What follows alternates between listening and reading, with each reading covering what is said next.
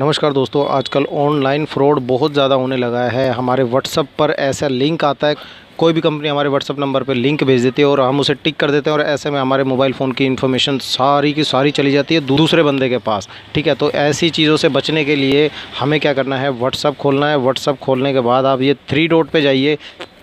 आपने अगर ये काम अभी तक नहीं किया ना तो करके रख लो भाई, वरना आगे कभी भी आपका मोबाइल फ़ोन हैक हो सकता है। फिर मत बोलना बिट्टू भाई को। सेटिंग में आने के बाद आपको आ जाना है प्राइवेसी के अंदर। ये काम सभी जो भी बंदे व्हाट्सएप चलाते हैं ना, ये काम कर लेना याद करके। उसके बाद एडवांस पे आ जाना सबसे नीचे, और ये जो डिसेबल लिंक प्रीव्यूज़ है ना, इसको आप ऑन रखा करो।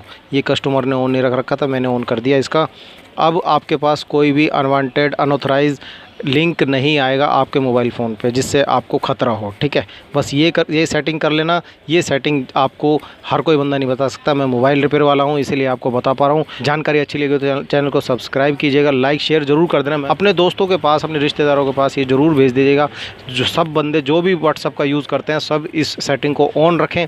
कोई भी लिंक आपके फ़ोन पर आएगा ही नहीं आपको परेशान करने के लिए। और गलती से भी आप अगर टिप कर देते हो ना, तो सारी जानकारी चली जाती है दूसरे बंदे के पास।